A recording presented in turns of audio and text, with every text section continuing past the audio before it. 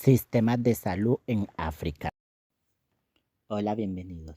Antes de hablar de cifras, modelos o presupuesto, quiero que nos respondamos estas dos grandes preguntas. ¿Puede existir desarrollo sin salud? ¿Puede hablarse de dignidad cuando enfermarse significa empobrecerse?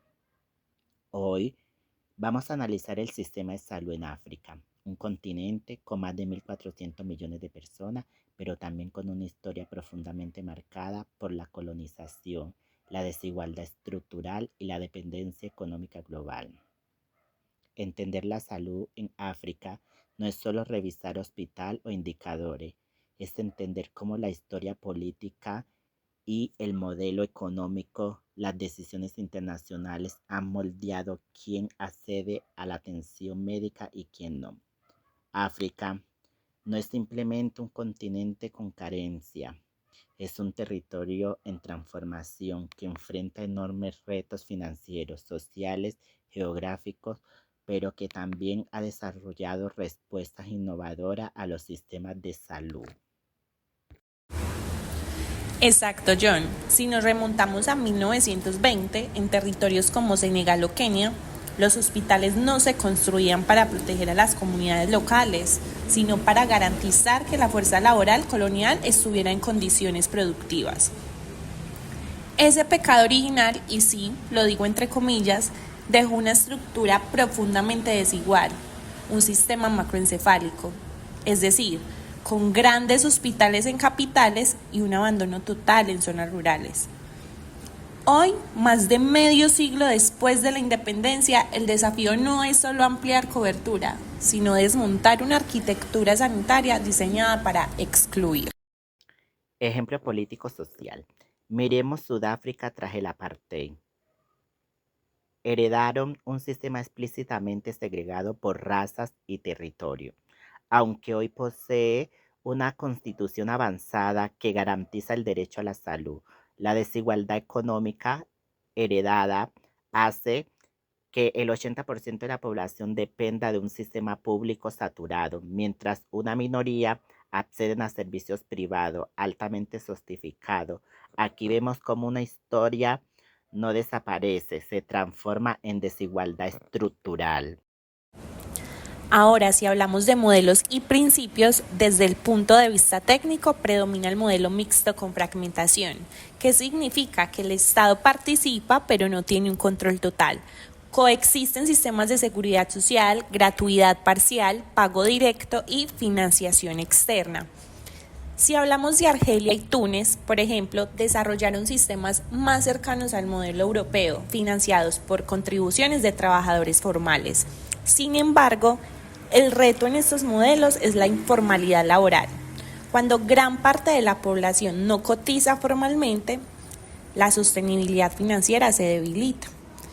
Por otra parte, Sierra Leona, tras la guerra civil, lanzó la iniciativa de salud gratuita para madres y niños.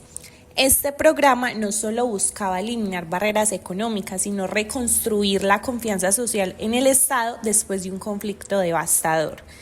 La gratuidad aquí no fue solo una política sanitaria, sino una estrategia de reconstrucción nacional. Principio de equidad y tecnología.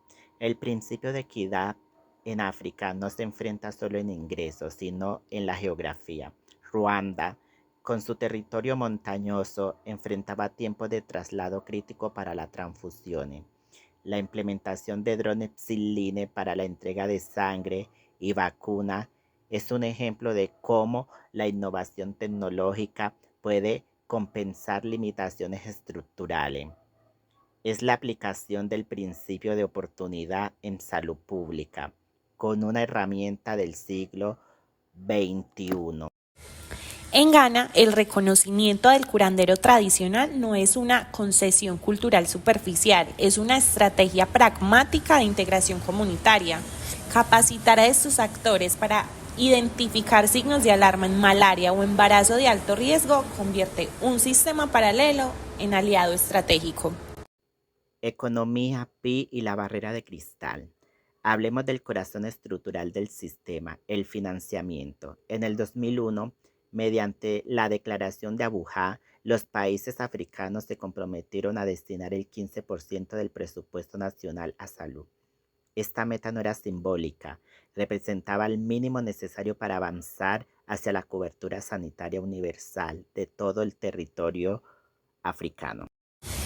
Sin embargo, el promedio de gasto público en salud en muchos países africanos se mantiene entre el 4% y el 6% del PIB, muy por debajo de regiones de ingresos altos.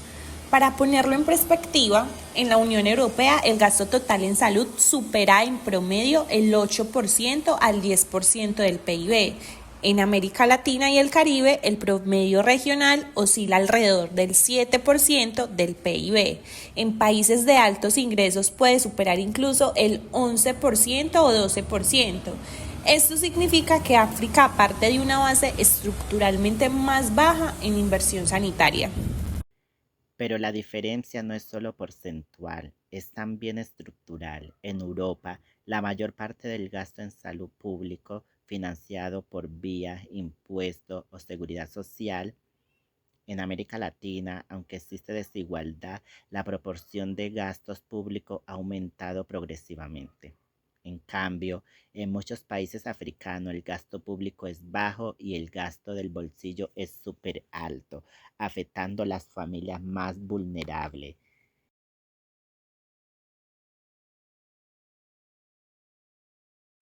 En África subsahariana, el gasto de bolsillo puede representar entre el 30% y el 70% del gasto total en salud, dependiendo del país.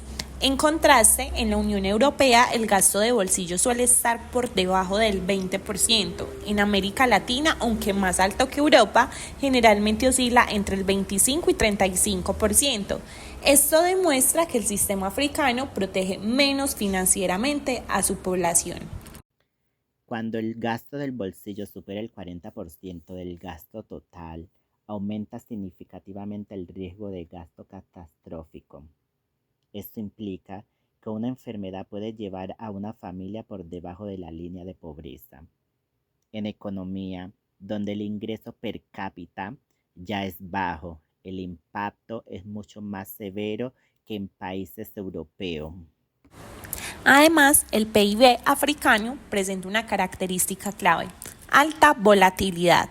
Muchas economías dependen de la exportación de materias primas, como petróleo, cacao, oro o minerales estratégicos. Cuando el precio internacional cae, disminuyen los ingresos fiscales, se reduce el presupuesto nacional y el gasto en salud se contrae.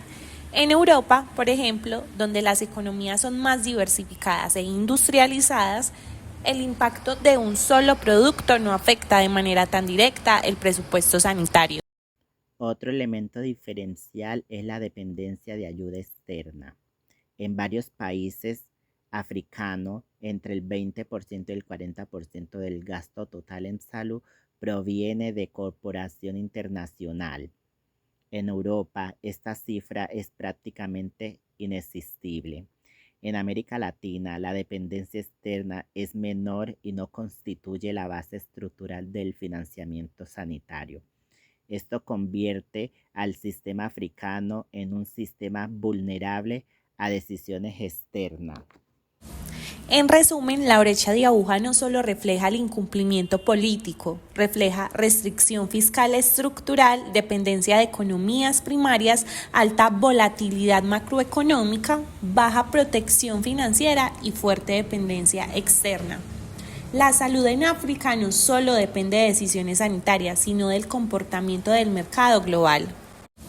En resumen, la brecha de aguja no solo refleja el incumplimiento político, refleja restricción fiscal estructural, dependencia de economías primarias, alta volatilidad macroeconómica, baja protección financiera y fuerte dependencia externa.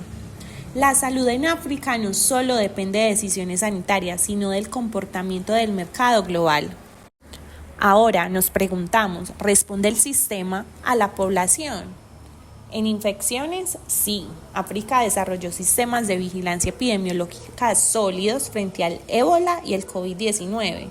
La experiencia constante en brotes generó capacidad de reacción rápida. Pero en enfermedades crónicas, el sistema presenta debilidad estructural. En varios países subsaharianos no existe ni una sola máquina de radioterapia para millones de personas. El sistema fue diseñado para crisis aguda, no para atención continua de cáncer o enfermedad real. En la región del Sahel, el sistema debe adaptarse a desplazamientos constantes. Clínicas móviles en carpas siguen a comunidades nómadas. África es el continente que más refugiados acoge y pese a limitaciones económicas mantiene un principio de solidaridad sanitaria que garantiza atención en urgencias. Hay otro factor estructural que muchas veces se subestima cuando se analiza el sistema de salud africano, la demografía. África es el continente con el crecimiento poblacional más acelerado del planeta. Mientras en muchas regiones del mundo la población envejece, en África ocurre lo contrario, es una población extremadamente joven. Se estima que más del 60% de la población tiene menos de 25 años. Esto implica una presión constante sobre los sistemas sanitarios, particularmente en áreas como salud materno-infantil, vacunación y atención primaria. Exactamente, y ese crecimiento demográfico ocurre además en contextos donde la infraestructura sanitaria no crece al mismo ritmo. En muchas zonas rurales de África subsahariana, un solo centro de salud puede atender a decenas de miles de personas, y esto genera largas distancias de acceso, tiempos de espera prolongados y sobrecarga para el personal sanitario. En otras palabras, el desafío no es solamente financiar el sistema, sino también expandir su capacidad física y humana. Y ahí aparece otro problema estructural, la escasez de profesionales de salud. Según estimaciones internacionales, África concentra aproximadamente el 17% de la población mundial, pero solo posee cerca del 3% del personal sanitario global. Esto significa menos médicos, menos enfermeras y menos especialistas por habitante. Pero la situación es aún más compleja cuando se observa el fenómeno de migración médica. Muchos profesionales africanos altamente capacitados terminan trabajando en sistemas de salud de Europa o América del Norte. Las razones son múltiples: mejores salarios, mejores condiciones laborales y mayores oportunidades de formación. El resultado es lo que algunos expertos llaman una fuga de cerebros sanitarios, donde los países que más necesitan personal terminan perdiendo parte de su talento médico. Este fenómeno genera un círculo difícil de romper. Los sistemas con menos recursos forman profesionales que luego migran hacia otros sistemas más ricos y otros producen una desigualdad global en la distribución del conocimiento médico. Otro elemento clave para entender este sistema sanitario africano es su perfil epidemiológico. Durante décadas, las políticas de salud se concentraron principalmente en enfermedades infecciosas, como lo mencionábamos anteriormente. Enfermedades como malaria, tuberculosis o VIH han representado históricamente una parte importante de la carga de enfermedad en este continente. Pero actualmente África está atravesando lo que los epidemiólogos llaman una doble carga de enfermedad. Esto significa que las enfermedades infecciosas continúan presentes, pero al mismo tiempo están aumentando las enfermedades crónicas no transmisibles, diabetes, hipertensión, enfermedades cardiovasculares y cáncer están creciendo rápidamente. Este cambio epidemiológico plantea un desafío enorme para sistemas de salud que originalmente fueron diseñados para responder a brotes agudos y no para tratamientos prolongados. Mientras una infección puede requerir una intervención puntual, enfermedades como la diabetes o el cáncer requieren seguimiento médico continuo, medicamentos permanentes y sistemas de diagnóstico más complejos. Cuando observamos el mapa sanitario africano, aparece otro patrón muy marcado, la desigualdad territorial. Las grandes ciudades suelen concentrar hospitales especializados, universidades médicas y tecnología diagnóstica avanzada, pero en zonas rurales la realidad puede ser completamente diferente. En algunas regiones rurales, acceder a un hospital puede implicar recorrer decenas o incluso cientos de kilómetros. Esto significa que para muchas personas la atención médica no depende solamente del derecho a la salud, sino también de factores geográficos y económicos. El transporte, el tiempo de desplazamiento y el costo del viaje se convierten en barreras tan importantes como el propio sistema sanitario. Frente a estas limitaciones estructurales, la cooperación internacional ha jugado un papel muy importante en el fortalecimiento de los sistemas sanitarios africanos. Organismos multilaterales, organizaciones no gubernamentales y programas globales han financiado campañas de vacunación, tratamiento del VIH y control de la malaria. Instituciones como la Organización Mundial de la Salud o el Fondo Mundial de Lucha contra el SIDA, la tuberculosis y la malaria han permitido ampliar el acceso a tratamientos que hace décadas era prácticamente inexistente en muchas regiones del continente. Sin embargo, esta cooperación también abre un debate importante sobre la sostenibilidad. Cuando una parte significativa del financiamiento depende de ayudas externas, los sistemas de salud pueden volverse vulnerables a cambio en las prioridades políticas internacionales. Si el financiamiento disminuye, los programas sanitarios pueden verse seriamente afectados. A pesar de todos estos desafíos, África también se ha convertido en un espacio de innovación sanitaria. La necesidad ha impulsado soluciones creativas que hoy incluso están siendo observadas por otros sistemas de salud en el mundo. Un ejemplo es el uso de tecnologías móviles en salud pública. En varios países africanos se utilizan aplicaciones móviles para el seguimiento de pacientes, campañas de vacunación y monitoreo epidemiológico. La telefonía celular ha permitido superar algunas limitaciones de infraestructura física. Además, los modelos de salud comunitaria han demostrado una enorme eficacia. Agentes comunitarios de salud capacitados pueden ofrecer atención básica, seguimiento de embarazos, educación sanitaria y detección temprana de enfermedades. Y esto acerca el sistema sanitario a comunidades que de otra forma quedarían completamente fuera del alcance institucional. Por otro lado, todas estas experiencias muestran que el sistema de salud africano no es estático.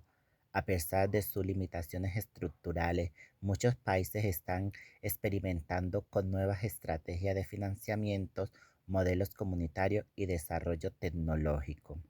Más que un sistema homogéneo, lo que existe en África es un mosaico de experiencias sanitarias. Algunos países avanzan hacia modelos de cobertura más amplios, mientras otros aún enfrentan enormes limitaciones estructurales.